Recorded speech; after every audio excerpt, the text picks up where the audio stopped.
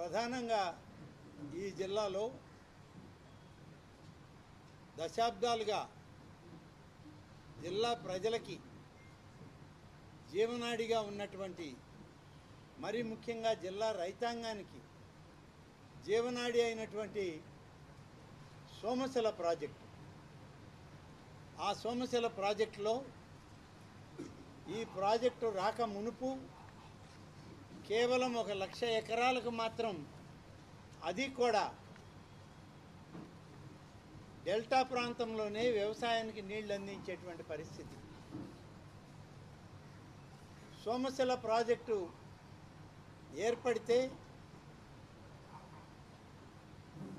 మరింత ఎక్కువ భూమి సాగులోకి వస్తుందని చెప్పి ఆనాడు పెద్దలు ఆలోచన చేసి మొదలు పెడితే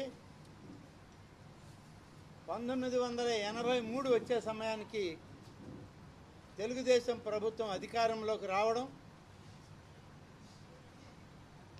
డాక్టర్ ఎన్టీ రామారావు గారు ముఖ్యమంత్రి కావడం, 3 రాష్ట్రాల సహకారంతో తమిళనాడుకి దాహార్తి తీర్చడానికి మంచినీరు ఇవ్వాలి అన్నప్పుడు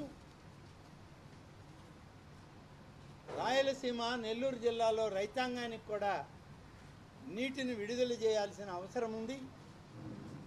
సోమశిల ప్రాజెక్టుని 78 టీఎంసీలకు పెంచాలి అని చెప్పి నాడు ఎన్టీఆర్ సంకల్పం ఈ జిల్లాకి వరప్రసాదంగా మారింది.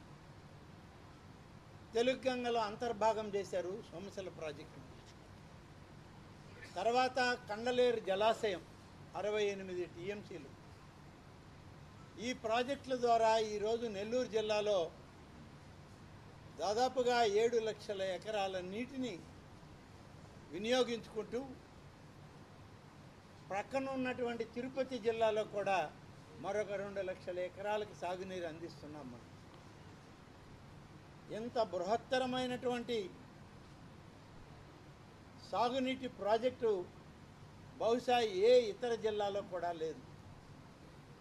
నెల్లూరు జిల్లాలోనే 2 మేజర్ ఇరిగేషన్ రిజర్వాయర్లు, ఒకటి 78 టీఎంసీలు, రెండవది 68 టీఎంసీలు. ఎంత పెద్ద ప్రాజెక్టు ఉంటే ఈ ప్రాజెక్టు బాగోగులు చూడాల్సిన బాధ్యత రాష్ట్ర ప్రభుత్వంకు ఉంది. ప్రాజెక్టులను నిర్మాణం చేయడం మన పూర్వీకులు పెద్దలు చేపడితే ఆ ప్రాజెక్టులు పూర్తవుతూ ఇంకా అక్కడక్కడ కొన్ని పనులు నిలిచిపోయి ఉంటే వాటిని చేస్తూ వచ్చాం. ఈ యొక్క పనులు పూర్తి చేయడంలో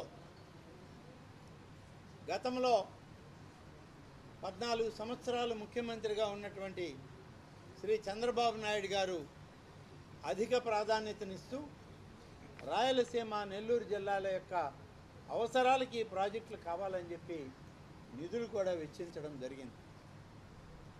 ఇంత పెద్ద ఎత్తున జరిగిన తర్వాత దురదృష్టం, ఆ ప్రాజెక్టును కాపాడుకోవాల్సినటువంటి ప్రభుత్వం ప్రాజెక్టులని నిర్లక్ష్యం చేసింది.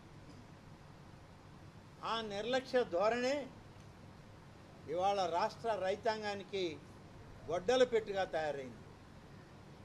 పోలవరం ప్రాజెక్టుకి ప్రాధాన్యత లేకుండా పోయింది 5 సంవత్సరాల కాలం. కాపర్ డ్యామ్ లాంటివి కూడా కొట్టుకుపోయే పరిస్థితులు.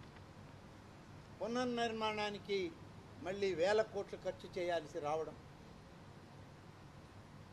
అలాగే పట్టిసీమ నుంచి గోదావరి జలాలు కృష్ణానదిలో కలపడానికి అవకాశం ఉన్నా పట్టిసీమ నుంచి ఆ జలాలను తీసుకొచ్చే ప్రయత్నం 5 సంవత్సరాల్లో ఏనాడు చేసినటువంటి పాపాన పోలేదు. పోతిరెడ్డిపాడు హెడ్ రెగ్యులేటర్ నుంచి తెలుగు గంగ, అంద్రీనీవా, గాలేరు నగిరి ఎన్ని ప్రాంతాలకి రాయలసీమకి నీళ్లు ఇవ్వాల్సి వచ్చినా కానీ దాన్ని ఉపయోగపెట్టుకున్నటువంటి పరిస్థితి గడిచిన 5 సంవత్సరాల జగన్మోహన్ రెడ్డి